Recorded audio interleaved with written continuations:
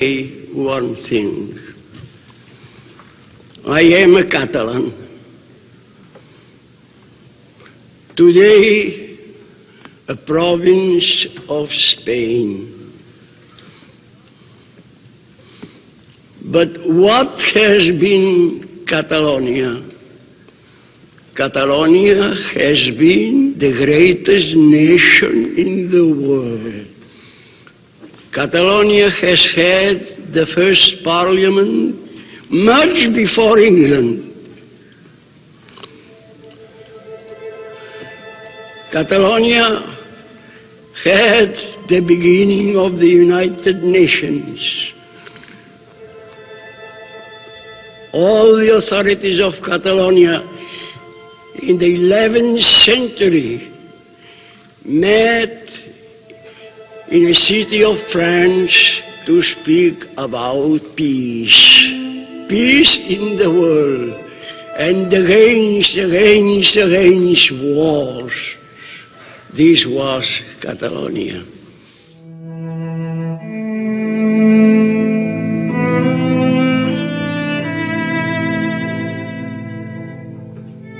L'11 de setembre de 1714, Catalunya va perdre les seves llibertats com a poble. La ciutat de Barcelona havia caigut després d'un setge terrible. Era l'últim episodi de la Guerra de Successió. A Europa, durant anys es va parlar del cas dels catalans. Molts es preguntaven com podia ser que aquell poble obstinat s'entestés a combatre en una guerra impossible fins al final, fins aquell 11 de setembre.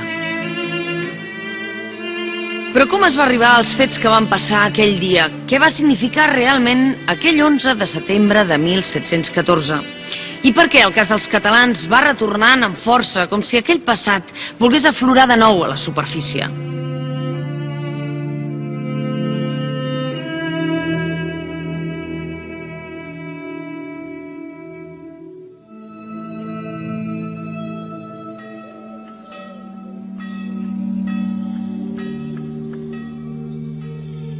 Els vencedors van intentar conquerir la memòria dels vençuts, esborrar-la, però un testimoni, un supervivent, s'hi va revelar.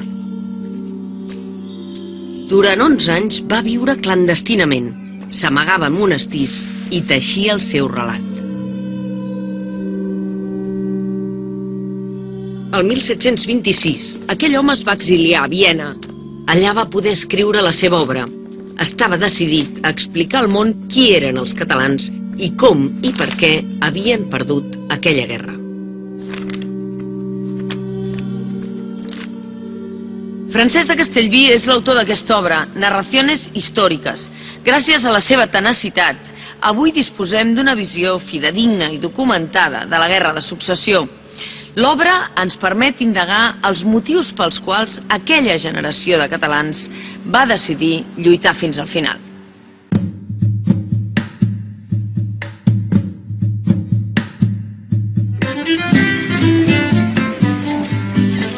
A principis del segle XVIII, Barcelona era una ciutat pròspera de 30.000 habitants. Era una societat oberta i treballadora, abocada al joc i a la festa. Els barcelonins tenien una afició desmesurada pels dolços. La xocolata fins i tot va haver de ser prohibida a les misses per la quantitat de gent que hi anava amb la tassa a la mà. Ja llavors, Barcelona era la capital de Catalunya. Les autoritats del país es reunien periòdicament a les Corts on hi eren representats tots els estaments socials. Allà s'hi feien lleis i es prenien les decisions que afectaven la totalitat de la nació. L'estiu de 1713 calia prendre una decisió dramàtica, una de les decisions més dures que els catalans han hagut de prendre en la seva història. Podien rendir-se davant l'exèrcit més poderós d'Europa o podien optar per la defensa a ultrança, per resistir. Els catalans van votar resistència.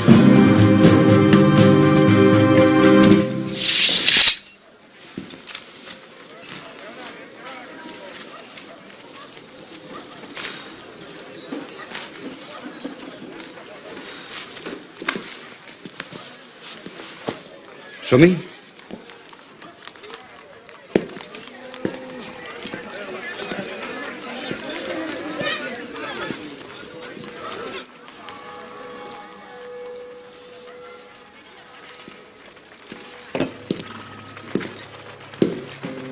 Don Antonio de Villarroel. Acomodeu-vos, sisplau.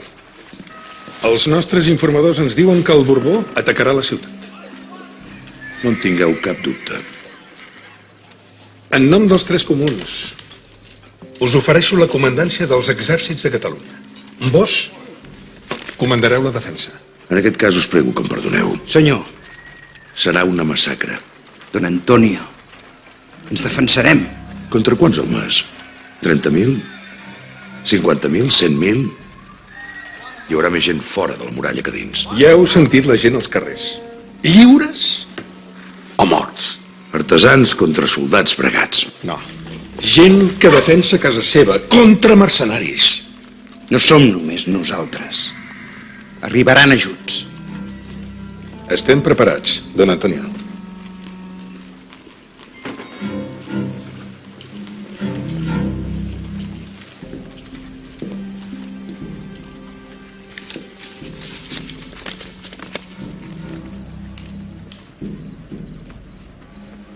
El general Antonio de Villarroel era un militar d'origen gallec nascut accidentalment a Barcelona. Durant tot el setge va comandar els exèrcits de Catalunya. A les seves ordres tenia 2.000 soldats professionals. A Barcelona comptava també amb el suport de la Coronela, la milícia armada dels gremis de la ciutat, formada per taverners, pescadors, sastres, calderers i gent de tots els oficis. La Coronela va arribar a plegar uns 5.000 homes, una sisena part dels habitants de la ciutat.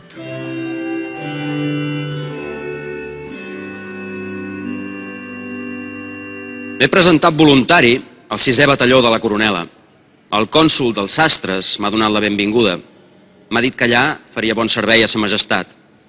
I jo li he dit, per mi ja es pot estar de majestats, que jo no tinc rei. Com és això, em diu?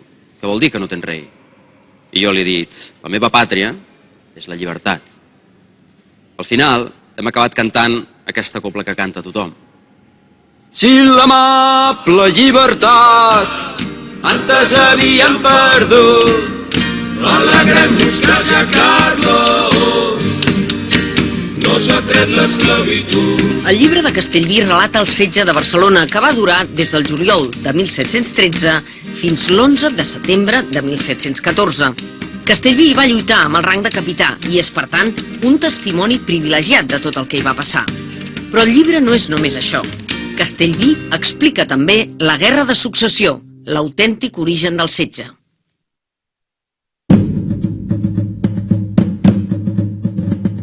L'any 1700, la monarquia hispànica era un imperi en decadència, però els seus dominis encara s'estenien de punta a punta del món, des d'Amèrica fins a les Filipines. Carles II, el rei de tots aquests territoris, agonitzava.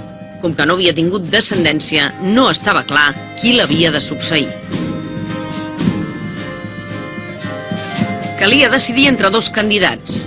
Per part francesa, Felip d'Anjou, de la dinastia dels Borbons, per part austríaca, l'arxiduc Carles, de la dinastia dels Habsburg. Les principals potències europees van desplegar tota la seva força diplomàtica per decantar el testament a favor de l'un o de l'altre. Ningú no refiava del bon senderi del rei moribund.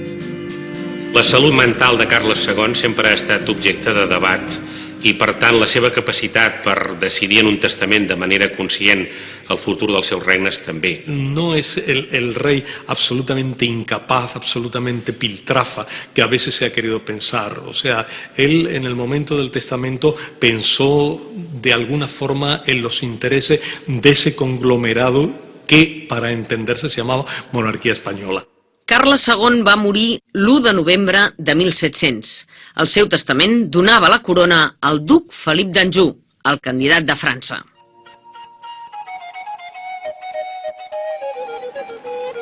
El rei de França era Lluís XIV, el rei sol. A ell li pertocava preparar el seu net Felip per un moment molt especial. Felip estava nerviós, tenia 16 anys i estava a punt de ser coronat rei.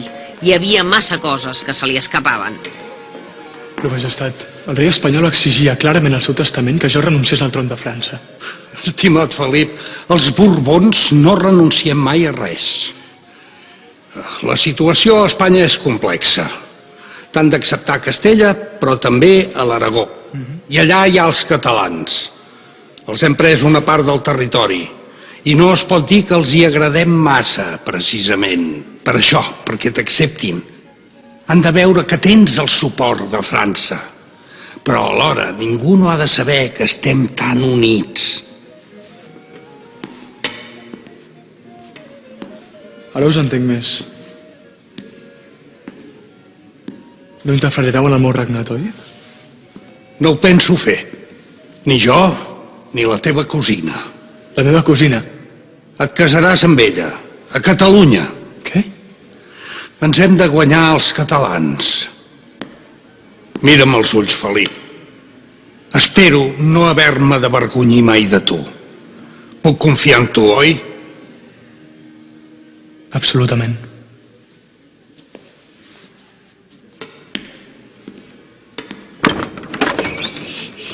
Heus aquí el nou rei de la monarquia hispànica, Felip V d'Espanya. Ja no hi ha Pirineus. Felip d'Anjou s'havia convertit en Felip V. Era una gran responsabilitat. Ell seria el primer Borbó que regnaria a Espanya.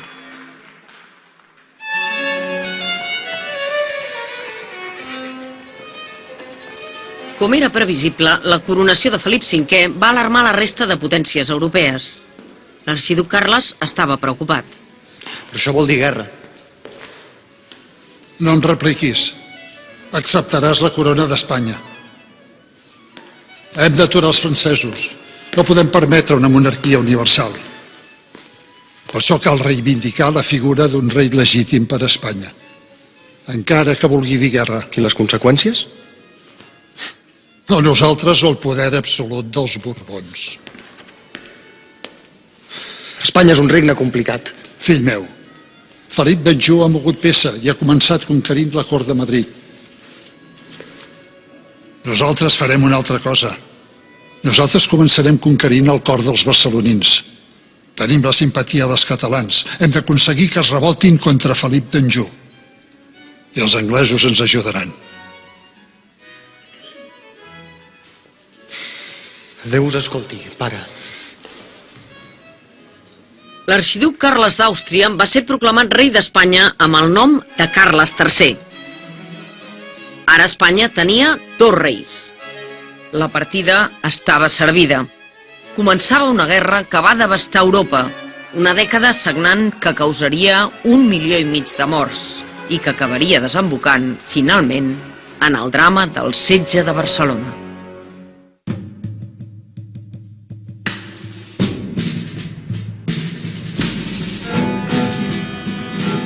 Tots anys més tard, la guerra de successió s'havia acabat a Europa, però a Espanya no. El juliol de 1713, les tropes de Felip V es van desplegar al voltant de Barcelona. Venien comandades per un noble napolità amb fama de sanguinari, el duc de Popoli. Popoli arribava amb una ordre dictada per Felip V. L'ordre, recollida per Castellví, deia textualment: «Passad a cuchillo esos rebeldes si se resisten». Acampen a 1,5 quilòmetres. Els regiments espanyols a Sants, les Corts i Gràcia. Els francesos a Mas Guinardó i a Sant Martí. Han tancat el cordó. De riu a riu, ho veieu? Aviat començaran a bombardejar. Senyors, hem d'atacar. No us precipiteu, don Antonio. La muralla aguantarà. Senyor diputat, no bombardejaran la muralla. Bombardejaran la ciutat. Impossible. Martí, per en Popoli som uns simples rebels. Oblideu-vos de les convencions de guerra. Però la població civil... La població civil... Cal que ho recordi el que han fet a la població civil per allà on han passat. Violacions massives a tots els pobles on han entrat. Ciutats senceres cremades. Xàtiva, Manresa, Vilassar, Terrassa... Fins i tot les tropes regulars.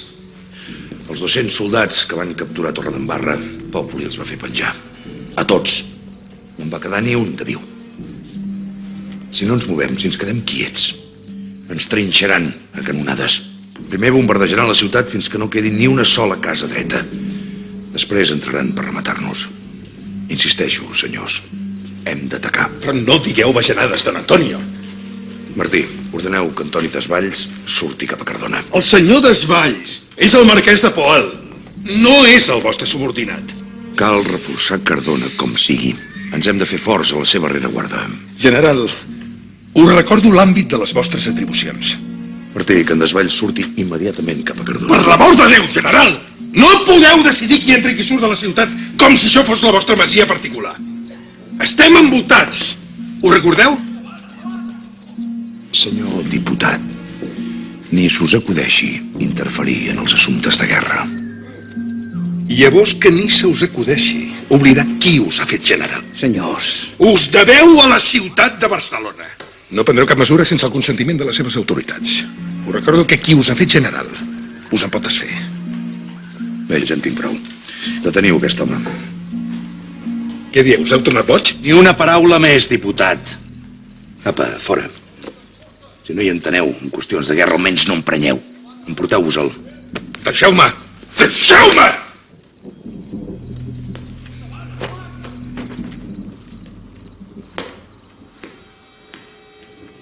Aquí les coses no es fan d'aquesta manera, don Antonio.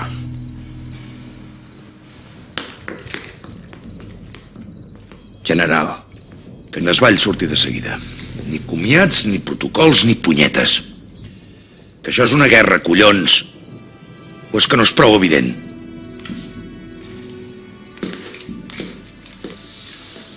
Avui han vingut a endur-se el cavall. Han vingut 2 soldats. Però el cavall no es movia, feia patir amb aquell ull tan ple d'angúnia. Aquest animal em seguiria fins a l'infern. L'he hagut d'insultar i pagar perquè se n'anés. Que no ho veus que ja no queda res per llaurar? Que t'he donat els soldats, imbècil? Vés-te'n! Serviràs al regiment del general Desvalls i moriràs, si cal. Per mi, per tots nosaltres.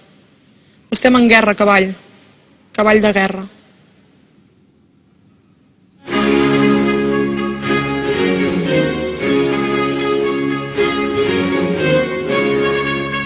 Amb la coronació de Felip V, la coalició borbònica de França i Espanya s'havia fet amb el monopoli del comerç amb Amèrica i es convertia en una superpotència hegemònica. La resta de potències europees es van afanyar a formar una gran aliança per contrarrestar-la. El 1702, l'imperi germànic, Anglaterra i Holanda van declarar la guerra a les 2 corones borbòniques. L'any següent, Portugal i el ducat de Savoia s'afegien al bàndol aliat. Tots ells reclamaven la corona d'Espanya per Carles III d'Àustria. Però Felip V ja exercia com a rei. Seguint el consell del seu avi, va viatjar a Catalunya per casar-se i jurar les constitucions catalanes. Las Cortes de 1701 y de 1702 fueron todo lo mejor que pudieron ir. Era imposible ir mejor porque Felipe V no se encontró ninguna resistencia, ninguna hostilidad. Les constitucions eren molt importants pels catalans. Eren un conjunt de lleis que regulaven tots els aspectes de la vida pública i que les Corts anaven posant al dia. Recollien les llibertats i els privilegis de tota la nació. S'entenia com a privilegis un conjunt de drets, com ara que ningú no podia ser empresonat sense un judici amb garanties, ni podia ser obligat pel rei a anar a la guerra, o que la correspondència era inviolable. Les constitucions protegien l'home comú i establien mecanismes transversals de participació política gairebé únics al món. La Catalunya de l'any 1700 era una societat representativa i que, per tant, en tots els organismes de govern, des dels consells municipals fins a la mateixa Generalitat, hi havia una representació significativa de pràcticament tots els col·lectius socials.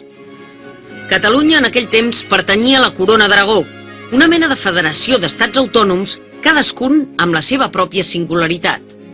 La Corona d'Aragó, al seu torn, formava una monarquia composta amb Castella. Compartien un rei comú, però cada bloc territorial tenia plena sobirania legislativa, fiscal i jurídica. Quan Felip V va ocupar el tron, tots els territoris de la monarquia hispànica van aclamar el nou rei. En aquell moment, es feia difícil d'imaginar que la lleialtat dels catalans duraria ben poc. Siempre hay una pregunta, ¿no? Es muy difícil esbrinar qué va a pasar entre el 1702 y el 1704, porque ahí parece decantarse de alguna forma hacia lo que va a ser ya un ostracismo militante, pero todavía no existe. Més enllà dels acords polítics hi havia les inèrcies, les diferents tradicions i els diferents llenguatges.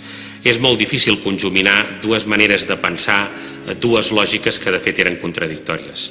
La lògica dels Borbons portava a l'absolutisme, al poder, diguem-ne, individual i indiscutible del monarca.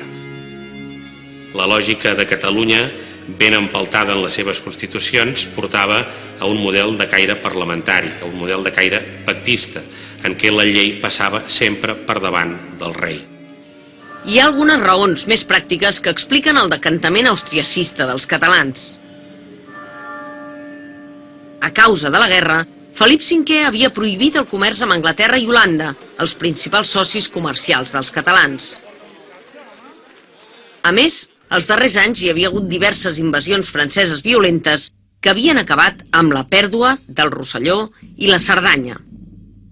I per rematar-ho, Felip V va anomenar nou virrei de Catalunya el duc de Velasco, un home que no es va entendre mai amb els catalans. A mesura que el virrei Velasco i el mateix Felip V van començar a incomplir els pactes constitucionals, la gent es va sentir definitivament enganyada i el malestar es va generalitzar. Castellví escriu: crecía el odio al tiempo que aumentaban los apresamientos y el número de afectos a los austriacistas iba creciendo. I finalment, els catalans es van rebel·lar.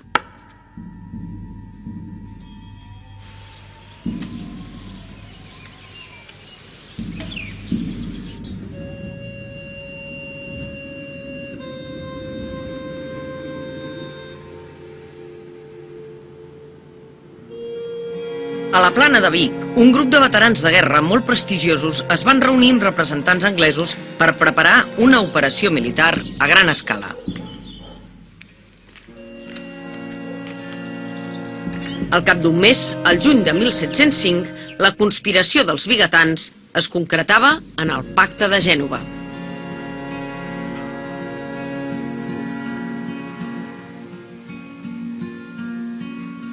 Anglaterra es comprometia a portar la flota aliada davant les costes de Catalunya i fer un assalt definitiu. Hi desembarcarien 8.000 soldats i 2.000 cavalls. Els signants catalans es comprometien també a aixecar 6.000 combatents armats i pagats pels anglesos.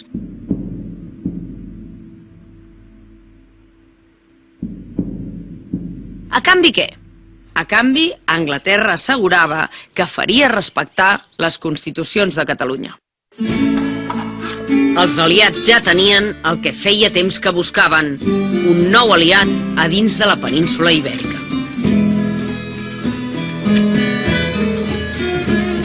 Cantaven dos aucells quan veren dos vaixells davant de Barcelona. L'aixecament des de l'interior va encerclar Barcelona coincidint amb l'arribada de la flota aliada. Carles III va entrar a la ciutat i va ser proclamat rei, no solament dels catalans, sinó rei de les Espanyes. De fet, tenim a partir d'aquest moment un monarca amb seu a Madrid i un altre monarca amb seu a Barcelona, que tots dos s'intitulen els mateixos títols i càrrecs i que defensen dos models de monarquia hispànica que són clarament antagònics. Va ser llavors quan per tot Barcelona sonava una nova versió del cant dels ocells. Per celebrar la nova llibertat, la gent va canviar la lletra de la cançó popular. L'adoració al nen Jesús havia estat substituïda per l'exaltació de Carles III. Carlos III és l'honor, és blanc com un colom vingut davant d'Alemanya.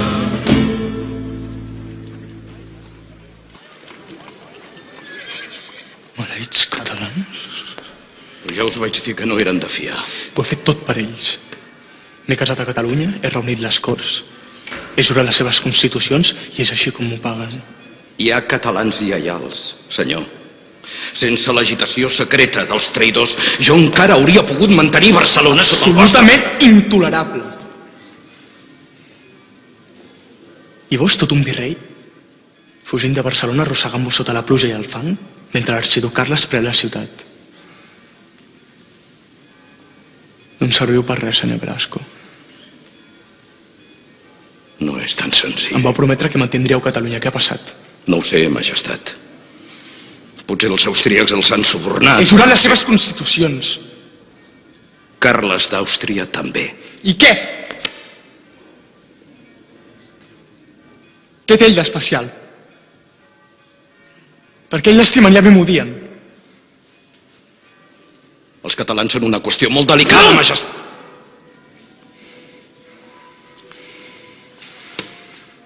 Tornarem a conquerir Barcelona immediatament. Prepareu tot.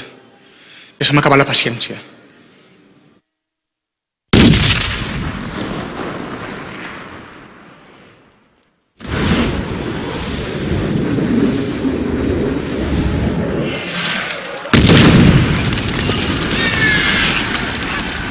Havien passat 4 mesos des de l'inici del setge i Barcelona encara aguantava. Populi no es decidia a llançar l'atac definitiu. Intentava que la ciutat es rendís a causa de la fam i la por. La seva estratègia consistia en bombardejar constantment la ciutat, dia i nit. El meu fill no era al camp de batalla. Només tenia 2 anys. Jugava amb 3 botons i una nina de drap. Vaig sentir un tro i vaig pujar a les escales. A dalt hi havia el forat a la paret i el cos esventrat del meu fill. Sense remei, sense motiu. Si pogués parlar amb els reis i els generals, els diria una sola cosa, que no facin servir els canons mai més. No hi ha honor si no veus a qui mates. Barcelona era el símbol. Allà hi havia en joc el manteniment de les llibertats catalanes. Però Barcelona no estava sola.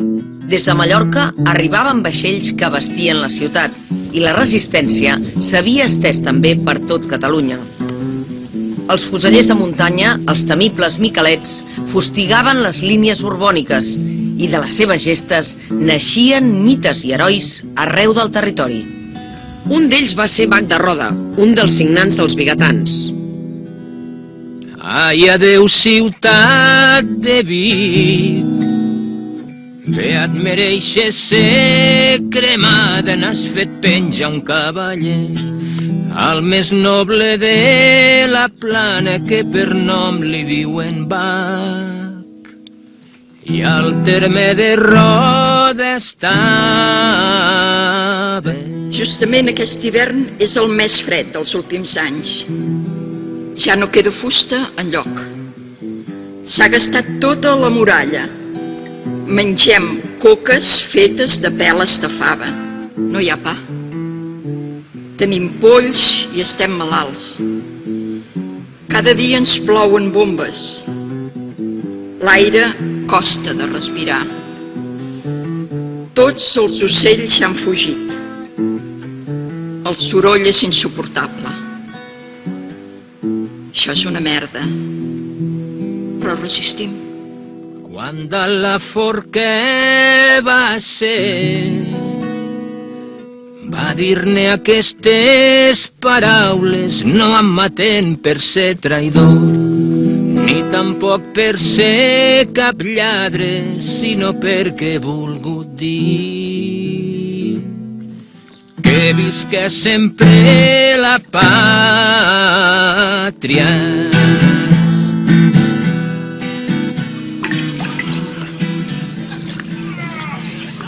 Següent. Següent.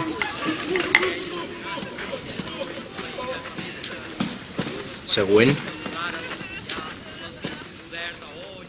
Següent. Senyor. Tingueu fe. Següent. Resistirem.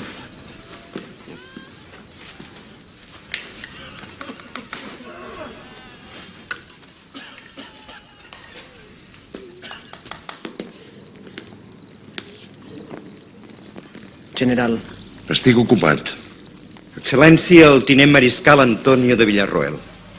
Sa excel·lència el conseller en cap Rafael Casanova. No us aixequeu. Només serà un moment. És un honor, excel·lència. Vos direu. No us entretindré gaire. Aniré al gra. Tinc entès que vau servir al bàndol enemic. Així és. No sembla el millor historial per comandar Catalunya, sobretot si us dediqueu a empresonar diputats. El senyor diputat va interferir en les meves ordres. Cardona és una plaça essencial i cal reforçar-la. No us ho nego, però aquí les coses funcionen d'una altra manera. Això no és l'exèrcit borbònic. Mireu, no hi hauria problema si les autoritats civils no es fiquessin en empreses de guerra. Don Villarroel, em consta que sou un bon professional, però heu d'entendre i respectar el funcionament de les nostres institucions, els ideals. També guanyen guerres. M'ofeneu, excel·lència. Jo no he vingut aquí només per ocupar un càrrec. Jo lluito per Carles III, el nostre rei. Celebro que us inspiri una causa tan noble, don Antonio, perquè vos i jo, els nostres càrrecs, ens comprometen amb la causa més noble de totes, salvar la nostra nació. Permeteu-me. Opino que hi ha en joc la llibertat de moltes altres nacions. No dic que no tingueu raó. Si aturem l'absolutisme borbònic, seran molts els que ens ho agrairan. Fins i tot els castellans, ara i en el futur. És per això, don Rafael, que vaig canviar de bàndol. Veig que sou un home de conviccions. Us havia jutjat malament, general. Us prego que em perdoneu. Don Rafael, ens enfrontem a un gran exèrcit. Només amb conviccions no n'hi haurà prou per derrotar-lo.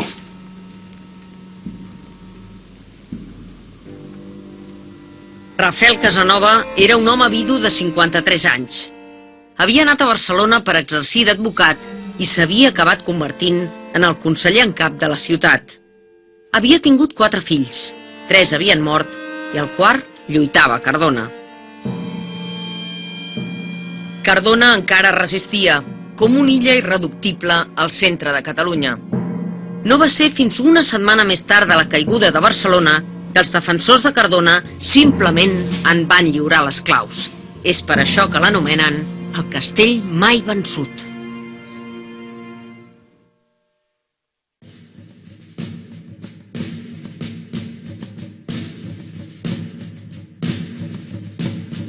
El moment més celebrat pels catalans al llarg dels 11 anys de la Guerra de Successió va ser quan Carles III va entrar victoriós a Barcelona. Tot Catalunya l'aclamava i els carrers de Barcelona eren dies de festa. Carles viu els millors anys de la seva vida a Barcelona. Són els anys de joventut, els anys en què coneix a la seva esposa, a la qual estimarà. Per tant, són uns anys d'una certa felicitat, malgrat la guerra. Elisabet Cristina va ser durant 5 anys la reina dels catalans. Va deixar escrit: mai podré estimar una altra nació com estimo els catalans i els estimaré tota la meva vida. A Barcelona es deia que les coses anaven millor quan ella regnava en absència de Carles III.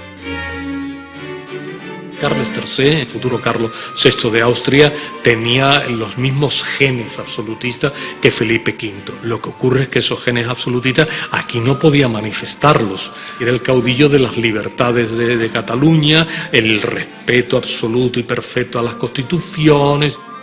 Carles III va convocar les Corts i va jurar unes noves constitucions que donaven més llibertats als catalans. Però Felip va complir les seves amenaces i va llançar per sorpresa un primer atac contra Barcelona. El que es produeix tot seguit és el primer setge borbònic de Barcelona, en el qual la defensa queda en mans exclusivament de la coronela, és a dir, de la milícia urbana. Aquest és un fet que probablement marcarà a Felip V la resta de la seva vida. El fet de que sigui un agent civil i d'origen popular la que aconsegueixi guanyar-lo y obligarlo a trancar al setge. El que Cataluña, un estado que me ha jurado como rey, al cual yo no le he dado ningún motivo de queja, de pronto se me pone radicalmente en contra y se alía con estos enemigos. Por eso Felipe V toma el caso como un caso muy personal. La fi de l'atac borbònic va coincidir amb un eclipsi de sol, que per als catalans simbolitzava la fi de la submissió a Lluís XIV, el rei Sol. Al cap de pocs mesos, Carles III va ser proclamat rei també a Aragó, València, a Eivissa i Mallorca. Tots els territoris de la corona d'Aragó abraçaven el nou monarca.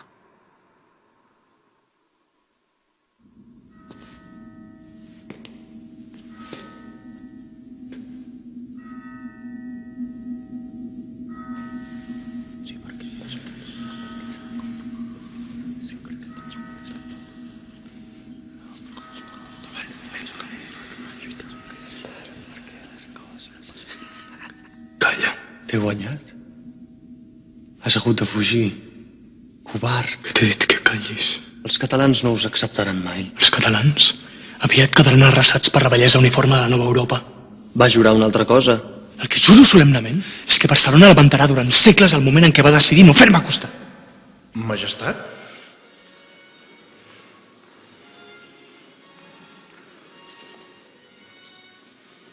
Sí. Continuem. És per això que no em podeu deixar sol. Carles d'Àustria s'ha apoderat de tota la corona d'Aragó. M'heu d'ajudar.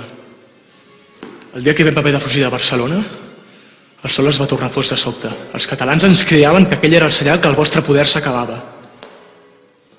Us ho suplico, senyor. Envieu-me reforços per acabar amb aquests rebels. Signat, el vostre net i servidor, Felip V d'Espanya. La mayor debilidad de Felipe V es que Felipe V era, como se llamaba en la época, un rey melancólico.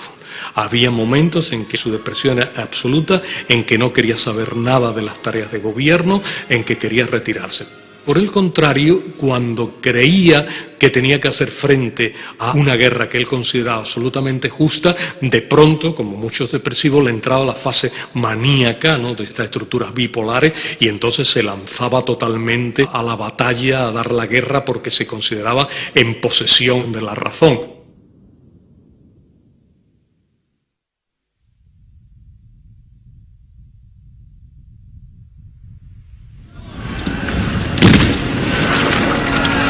Ja feia més d'un any que durava el setge. Durant el darrer mes, el bombardeig havia estat continu. 30.000 bombes van caure sobre la ciutat de Barcelona, una per cada habitant. El duc de Popoli ha dit que si podia tirar-nos tot el foc de l'infern, ens el tiraria, i que arrasaria tot Barcelona, de tal manera que els que vindran hagin de dir: aquí hi havia Barcelona. Els estralls que hem passat no es poden explicar en paraules. D'aquí 300 anys se'n recordaran. Viu el plan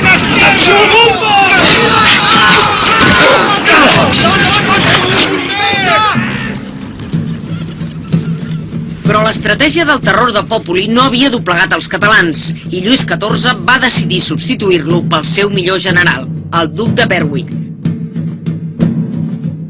El seu mètode era conegut: anar obrint trinxeres en línies paral·leles a la muralla per evitar les bombes de la defensa i arribar al peu de la muralla per llançar l'atac definitiu.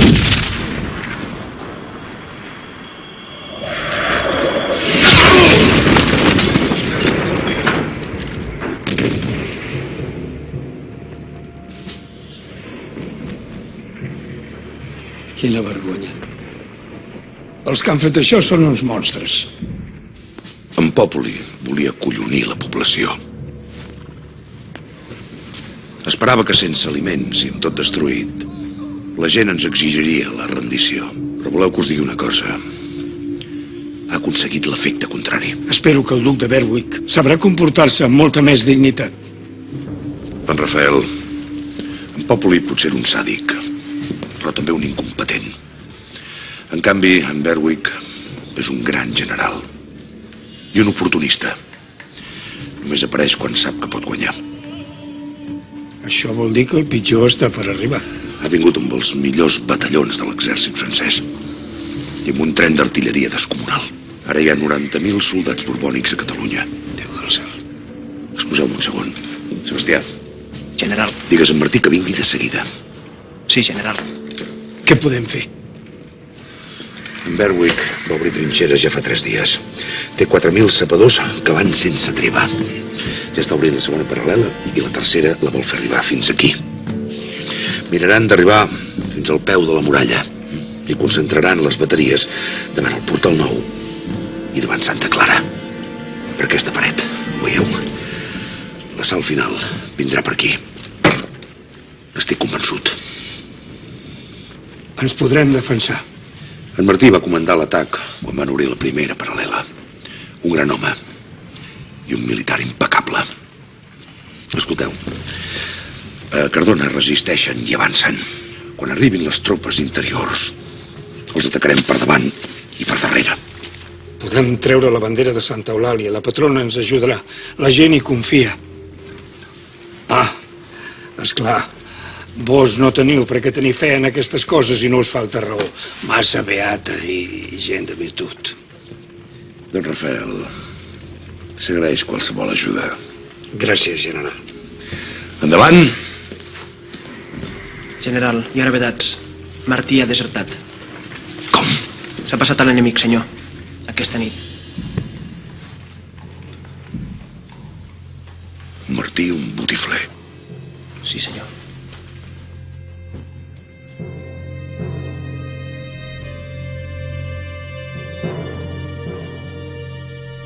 El general de batalla Josep Anton Martí va ser un altre dels signants vigatans. Aquesta és la seva representació a l'ermita de Sant Sebastià, i no és per casualitat que està d'esquena. Després de desertar, almenys fins al 1719, va servir com a tinent coronel a les tropes de Felip V. Per conviccions, per interessos o fins i tot per por, molts catalans es van passar al bàndol borbònic.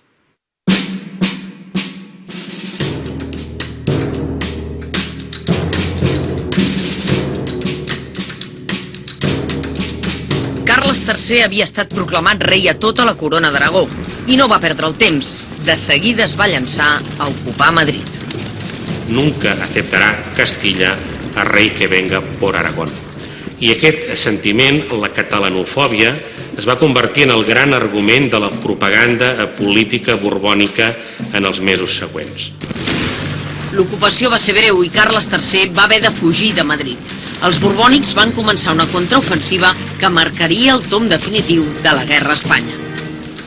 El que es produeix el 25 d'abril de 1707 a Almansa és devastador per a la causa aliada a dins de la península Ibèrica.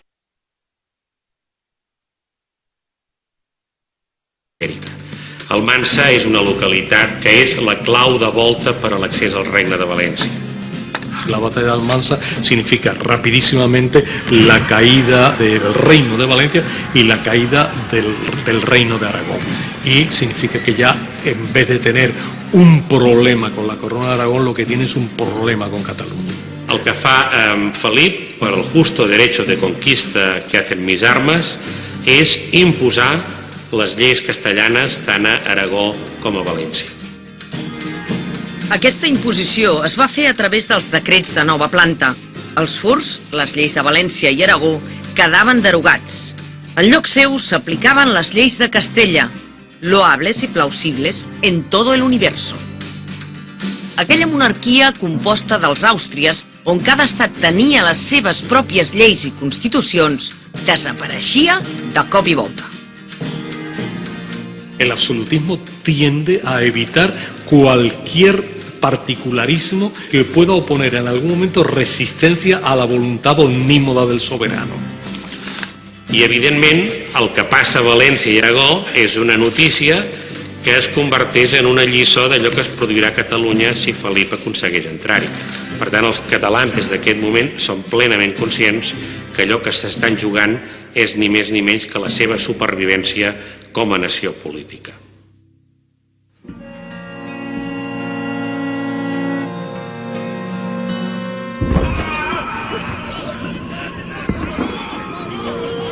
El 12 d'agost de 1714, Berwick va ordenar l'assalt definitiu. Els borbònics van aprofitar les bretxes de la muralla per entrar-hi a centenars. Però la defensa va ser acarnissada i els barcelonins van repel·lir l'atac. El baluard de Santa Clara va ser l'escenari d'una de les batalles més cruents que hi ha hagut mai a Catalunya.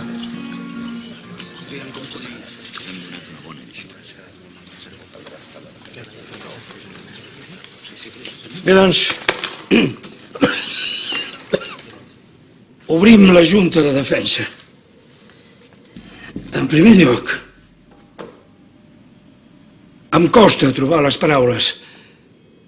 Potser haurem d'esperar segles perquè algú ponderi amb justícia la defensa del baluard de Santa Clara. Tampoc no hi ha paraules per lloar el comportament dels nostres soldats. Els voluntaris de la coronela, les nostres dones, i els nostres nois, i tots vosaltres, honor. Honor a la sang vessada. Però ha estat, deixeu-m'ho dir, ha estat una victòria cara. Hem perdut gairebé un terç del nostre exèrcit, confraries senceres. Un mal irreparable. Jo no sé... No ho sé. Érem una nació com tantes altres. La gent feia la seva vida. I tot això ja no tornarà. Que Déu ens ajudi. Potser les generacions que vindran. Jo no sé si el nostre sacrifici els servirà. Però aquest és el meu prec. I la meva esperança. No tinc res més a dir. Permeteu-me, senyors. Senyors, he sentit les celebracions als carrers i a les places. És just. La d'avui ha estat realment una gran victòria. Us heu guanyat una bona celebració. A fe que us l'heu guanyada. Però, senyors, tenim feina. Aviat ho tornaran a intentar. I si travessen la muralla, les vostres dones i els vostres fills pagaran amb sang cada minut d'aquesta heroica resistència. 1 any i 1 mes, senyors. 1 any i 1 mes. No m'hauria imaginat mai que fos possible resistir tant. Ningú no s'ho hauria imaginat. Però ara cal mirar les coses de cara, senyors. El destí ja creu els nostres murs. Mai no hi ha hagut una ciutat més derruïda, una muralla més malmesa i una tropa més famolenca. I ara ve el llop d'Europa amb sang als ulls. Sí, senyors. Ara ve l'orgia de la sang. Així que enterrar els nostres morts, reparar les bretxes de la muralla i prou de pensar en el que hem aconseguit fins ara. Demà hem de tornar a resistir. Un dia més. Una nit més. Amb orgull, excel·lències. Perquè cada dia viscut amb llibertat és un regal de Déu. Ensenyarem a aquests malparits que aquesta ciutat no els toca. Que portin més tropes. Que portin el diable si volen. Que el farem tornar de pet a l'infern. Perquè aquí hi viu gent lliure i aquesta és casa seva. Lliures o morts, germans. Lliures o morts! Viurem lliures! O morirem! Viurem lliures! O morirem! Viurem lliures! O morirem! Lliures o morts.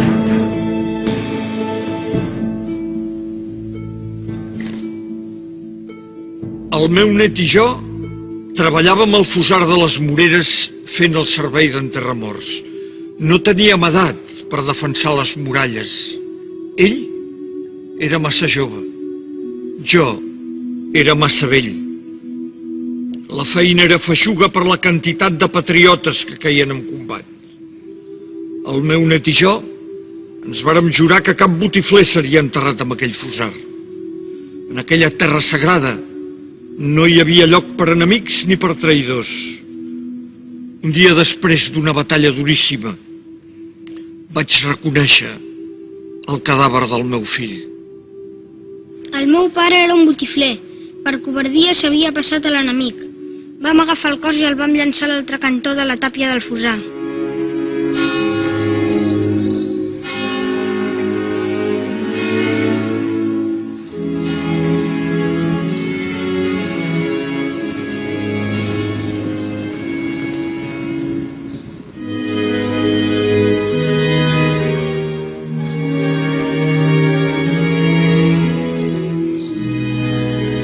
En aquest fossar comú s'hi van enterrar durant el setge els cossos de centenars de defensors de Barcelona.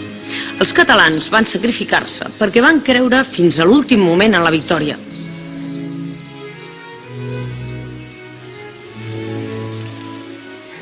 I van estar a prop d'aconseguir-la.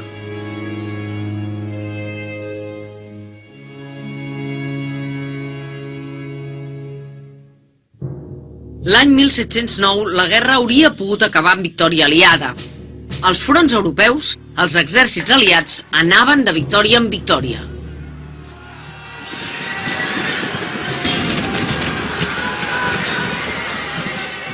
Luego el año 1709 es Le Grand Hiver, un invierno espantoso que machaca totalmente las cosechas en Francia y por lo tanto años de hambre, años de revuelta social. Amb les arques buides, Lluís XIV intentava negociar la pau. Una de les condicions que li posaven els aliats era que Catalunya passés a mans austriacistes. Per això us demano que renuncieu a Catalunya a canvi de conservar la monarquia hispànica. Escriví una carta al meu avi. Això no m'ho podeu demanar. Els aliats m'han humiliat. Han arribat a les portes de París. De París! El Consell m'exigeix que surti de la guerra. I per signar la pau, sabeu què m'han demanat els nostres enemics? Ho sabeu? Què us demanen? Que m'enfronti a vos. A mi? Sou sang de la meva sang. No ho faria mai, això. Però he de treure les meves tropes d'Espanya. No ho feu. Ara no, si us plau, però no veieu que guanyarem aquesta guerra? Ah, sí?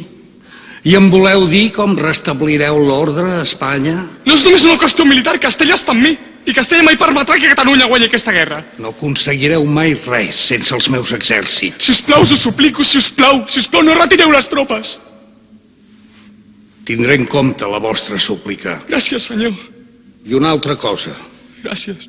Vigileu amb aquest odi contra els catalans. Si heu de ser el seu rei, val més tenir vassalls fidels amb constitucions que no pas rebels sense constitucions. L'any 1710, Carles III va entrar per segon cop a Madrid. Semblava que la guerra tocava la seva fi. Però de sobte, tot es va capgirar. L'ocupació va ser tan breu com l'anterior, i per les mateixes raons, simplement perquè els castellans se sentien felipistes. La retirada aliada va acabar un altre cop amb desastre, amb derrotes severes davant dels exèrcits comandats per Felip V. Dos fets inesperats van acabar de sentenciar la sort dels catalans. A Anglaterra hi va haver un canvi polític. Els partidaris de sortir de la guerra, els toris, van guanyar les eleccions i van començar a negociar secretament amb França.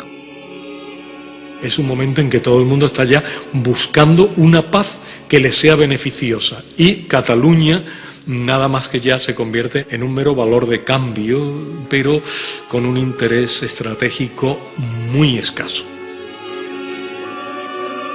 I el 1711 es produeix el segon cop d'efecte. L'emperador del Sacre Imperi Romano-Germànic, Josep I, mor molt jove. I qui hereta la seva corona? El seu germà Carles, el Carles III dels catalans, que és coronat emperador amb el nom de Carles VI. I aquí els toris anglesos tenen l'argument que els podia faltar davant d'una part de l'opinió pública anglesa o de l'opinió pública internacional. Nosaltres vam entrar a la guerra per evitar una monarquia universal en mans dels Borbons. Ara, si guanyen els altres, també acabaran fent una cosa semblant a una monarquia universal. Per tant, anem a buscar els interessos econòmics. Al setembre de 1712, els soldats anglesos van abandonar Catalunya. Una multitud es va reunir al port de Barcelona per insultar-los mentre embarcaven.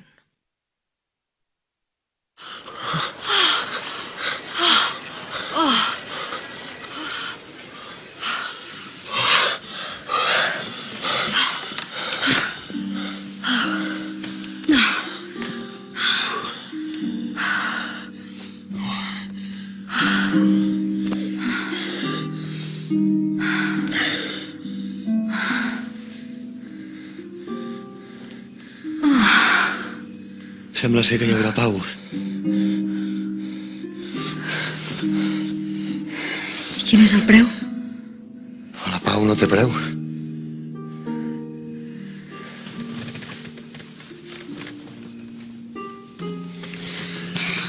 Quin és el preu? Anglaterra aconsegueix Gibraltar i Menorca i privilegis de comerç amb Amèrica. Què més? Nosaltres guanyem els Països Baixos espanyols, el Milanesat, Nàpols i Sardenya. I renunciem a Espanya? La pau ara és el més important. La pau?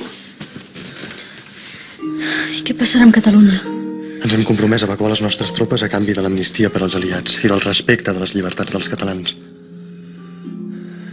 Així que els venem els Borbons. Aquest és el preu de la pau. Aquesta gent no s'ho mereix. Vaig lluitar per evitar-ho. Us ho juro. Els anglesos volen abandonar la guerra i sense ells no tenim cap opció. No podem voler-ho tot. Tot no. Però les joies de la corona no es posen a la venda. La joia de la corona es diu pau.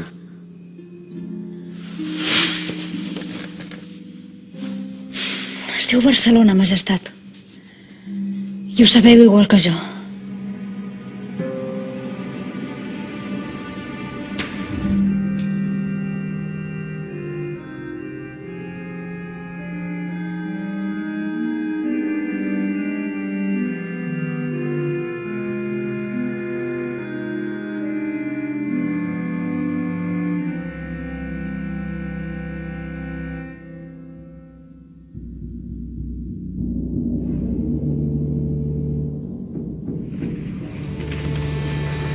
Després del combat de Santa Clara, la situació havia empitjorat pels catalans. El setge per mar s'havia intensificat i ja no podien arribar provisions de Mallorca. La fam era desesperada i les baixes havien deixat l'exèrcit molt minvat. El 5 de setembre de 1714, amb els assetjadors borbònics a les portes de Barcelona, el duc de Berwick va oferir la capitulació a la ciutat. Els tres comuns es van reunir per donar una resposta. Excel·lentíssim conseller en cap, don Rafael Casanova, amic meu. He tingut notícia de la resolució dels tres comuns. Estic assabentat de la vostra determinació de no escoltar ni acceptar cap proposta que vingui de l'enemic. La ciutat accepta tot allò que l'enemic vulgui fer-ne. Que així sigui. Però això m'obliga en aquesta hora solemne a prendre una greu resolució. Don Rafael, germà, hem compartit tantes coses. Crec que puc dir que he après a entendre el vostre poble, la vostra manera catalana tan recta i meticulosa, a vegades tan exasperant, però sempre tan entranyable, don Rafael. Tant de bo pogués morir al vostre costat com un soldat més. Però el meu deure és un altre. Vaig jurar que us protegiria. En compliment del meu vot sagrat, ara he d'apartar-me. No podeu demanar-me que us porti a l'extermini. Us prego, per tant, a vos i als il·lustres consellers que accepteu la meva dimissió irrevocable i que em siguin retirats tots els càrrecs i responsabilitats amb els exèrcits de la nació catalana i que ja no quedi cap altre vincle entre nosaltres que el del meu reconeixement i la meva amistat eterna. Coratge, catalans. Que Déu us beneixi i que els vostres fills us recordin i us honorin. Tinent Mariscal Antonio de Villarroel i Peláez.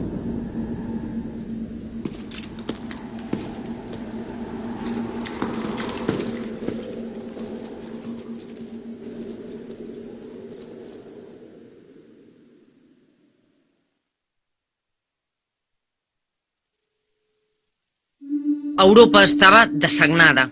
La guerra havia durat massa. La pau es va signar l'abril de 1713. Els tractats d'Utrecht dictaven sentència. Felip V es podia quedar amb la corona hispànica si renunciava al tron de França i els aliats guanyaven territoris a costa de la monarquia hispànica i drets de comerç amb Amèrica. Però quedava un assumpte pendent. I els catalans què? Què passaria amb Catalunya? És el que es va conèixer com el cas dels catalans. Els britànics van adoptar aquesta expressió per referir-se al compromís de defensar les constitucions i les llibertats catalanes a perpetuïtat.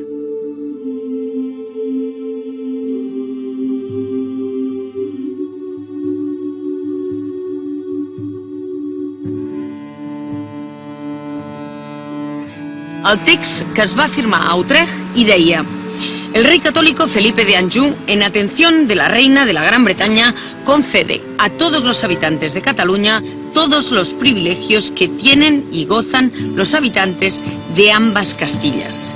És a dir, els catalans, a partir d'aquell moment, serien governats segons les lleis de Castella. I al juliol del 1713, Carles VI també va retirar les seves tropes de Catalunya. Él sacrifica en ese aspecto a los catalanes, ya digo, posiblemente con dolor de corazón, y posiblemente esa idea le persiguiera durante años, y desgraciadamente Cataluña queda abandonada por todos. I va arribar l'hora en què Catalunya havia de prendre una de les decisions més dures de la seva història. Calia decidir: rendició o resistència.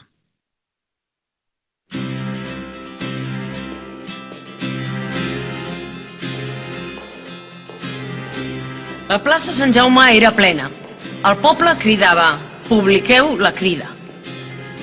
Després de 2 dies d'intenses discussions, les autoritats reunides aquí on som, al Saló Sant Jordi, van signar el següent manifest.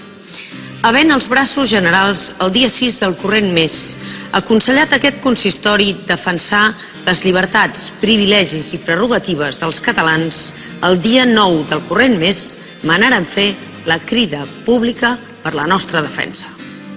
Per tant, el que comença el juliol de 1713 és una guerra absolutament desigual. L'exèrcit de les dues corones arribarà en el moment culminant a tenir uns 100.000 homes, tots ells militars professionals, i enfront d'això les tropes, diguem-ne, de les quals disposa el govern republicà de Barcelona son certament mínimas. Al final, en los últimos días, en los últimos meses, la posición racional era la de Villarroel y lo otro era la posición numantina, ¿no? En agraïment als serveis prestats, les autoritats catalanes van oferir a Villarroel un vaixell per fugir a Mallorca i anar a Viena per continuar el servei de l'emperador. En el seu lloc, van nomenar general en cap de la ciutat, ni més ni menys que la Verge de la Mercè.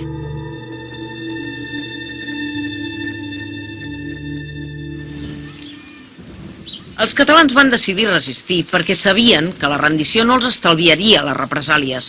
Sabien també que la derrota significaria la seva mort com a nació política, la fi d'unes institucions que donaven veu a l'home comú, i van decidir resistir perquè, fins al final, tenien esperanza. Hasta el último momento, Cataluña creyó en la capacidad de mantenerse como nación, es decir, de mantenerse como un Estado con sus propias instituciones dentro de la monarquía compuesta hispánica. Hasta el último momento creyeron que eso era factible. I aquesta posició no era equivocada ni molt menys, perquè mesos després, l'estiu de 1714, mor la reina Anna d'Anglaterra i el Consell de Regència nomena nou rei d'Anglaterra, Jordi I de Hannover. I aquest té una entrevista amb l'ambaixador català a l'Haia i el que li diu Jordi I és que quan arribi a Londres i sigui coronat, el primer que farà és ordenar a l'armada anglesa que es troba al port de Maó que es desplaci a Barcelona per alliberar-la del setge. Però només té un petit problema. Aquesta entrevista es va produir el dia 18 de setembre de 1714. Feia una setmana que la ciutat havia caigut, però cap dels dos no ho sabia.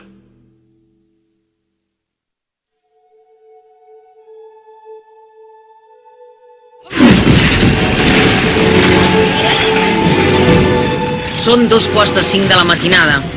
L'artilleria borbònica llança una descàrrega. El terra tremola. 6.000 homes, la majoria civils, defensen la ciutat. Les 2/3 parts moriran aquest dia. Una primera onada de 10.000 borbònics carreguen tromba. Antonio i jo defensàvem el baluard del Portal Nou. Primer vam sentir el crit d'una multitud, com si l'horitzó s'estigués afonant. Després va venir la marea d'uniformes blancs. Impressiona veure milers d'homes venint cap a tu, disposats a matar-te. Quan ja els teníem damunt, només ens servia la baioneta. Punxar, punxar i tornar a punxar. Matar a baioneta esgarrifa. Sempre hi ha un moment que tanguis els ulls. No sabré mai si vaig ser jo qui va matar l'Anton.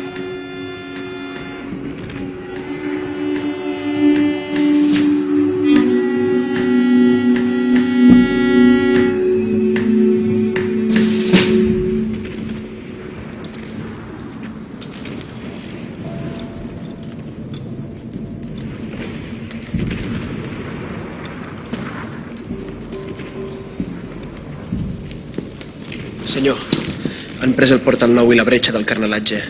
Hi ha combat també al Pla d'en Llull, al Pla de Palau i al Convent de Sant Pere. Estan per tota la ciutat.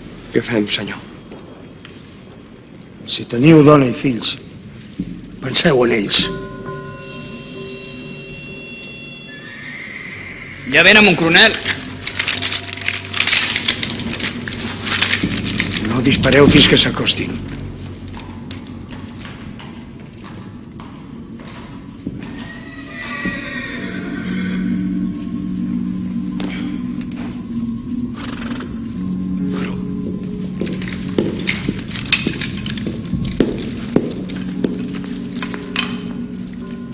Però no us havíeu d'embarcar.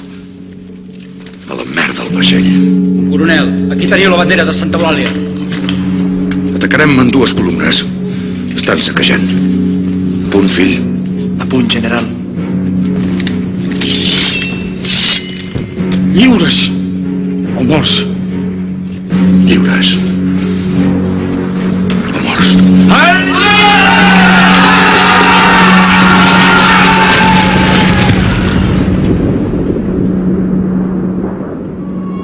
Señores, hijos y hermanos, hoy es el día en que con razón me glorio de ser barcelonés, por ser hermano de gente de tanto honor y coraje. Hoy es el día en que debemos recordar el valor y las gloriosas acciones que en todos tiempos ha ejecutado nuestra nación. No diga la malicia o la envidia que no somos dignos de ser catalanes e hijos legítimos de nuestros mayores. Por nosotros y por toda la nación española peleamos. Hoy es el día de vencer o morir. El conseller en cap, Rafael Casanova, va rebre un tret a la cama. El general Antonio de Villarroel, comandant 200 homes a cavall, també va caure ferit, però va seguir donant ordres i esperonant els seus homes fins al final. Veient passar el penó de Santa Eulàlia, la gent sortia de les cases i dels amagatalls i s'afegia als contraatacs. Aquella última càrrega a la desesperada encara va fer trontollar la victòria dels borbònics. Pressionat per les baixes, el duc de Berwick va accedir a negociar les condicions de la capitulació. D'aquesta manera, els barcelonins evitaven el saqueig de la major part de la ciutat. Último gran éxito de la resistencia de Barcelona, imponer la capitulación. Un éxito diplomático excepcional, también único. Porque, ¿qué significaba eso? Vidas, honras y bienes significaba evitar muertes, ejecuciones, violaciones y saqueos.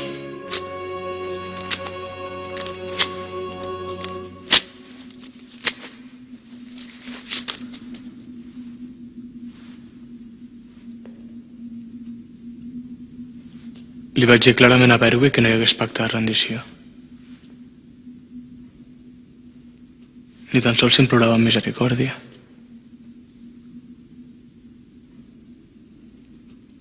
Escriviu-li una carta al duc. Digueu-li que pot mantenir la clemència dels passaports de migració. Però quan els rebels vagin a buscar-los, el meu desig és que siguin immediatament desarmats i detinguts. L'11 de setembre de 1714, l'estat català va ser abolit pel justo derecho de conquista. Desapareixien totes les institucions catalanes que havien funcionat des del segle XIV. El sistema polític català que donava veu a les classes mitjanes, va ser substituït per un nou model absolutista i militaritzat. Començava una repressió sense precedents, amb detencions, amb execucions, amb un exili massiu, amb un càstig fiscal que multiplicava els impostos per 7, amb la voluntat d'imposició de la llengua castellana, amb l'abolició de totes les universitats i amb la construcció de la Ciutadella. Felip V va fer construir una immensa fortalesa destinada a evitar, per sempre més, una nova rebel·lió dels catalans. Per construir-la, calia enderrocar 1 miler de cases. Les noves autoritats van obligar els veïns a derruir les cases on vivien.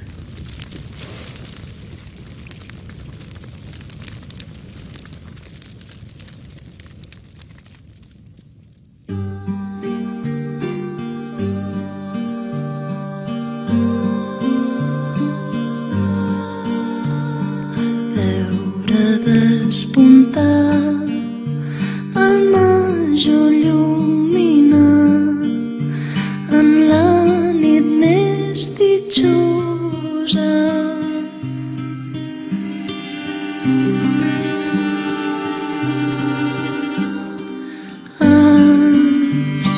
Els ocellets cantant a festes arlopant amb sa veu malimplosa. No hi ha botí més potent per als conqueridors d'un poble que conquerir-ne la llengua i conquerir-ne la memòria. És molt significatiu que en vida de Felip V es prohibís l'edició de qualsevol llibre que fes referència a la guerra passada i hi havia una idea de taula rasa sobre el passat, d'amnèsia col·lectiva. Allò que fem commemorant cada 11 de setembre aquells fets o commemorant el tricentenari és una prova més de que la guerra més important al final, que és la guerra de la memòria, l'hem guanyat nosaltres. Castellví fa un exercici titànic que comporta la totalitat de la seva vida des de l'endemà de 1714 perquè té molt clar que l'exercici principal és l'exercici de la memòria.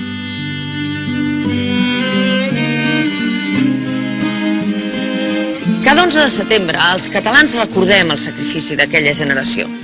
Van perdre la guerra, però van poder preservar en l'esperit dels supervivents tot allò pel que van lluitar.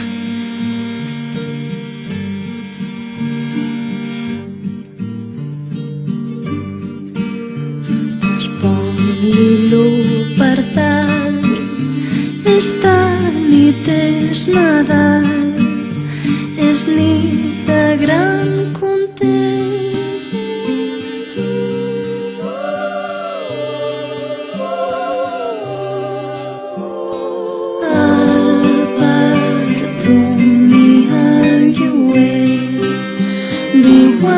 cantant també, oh quina alegria ser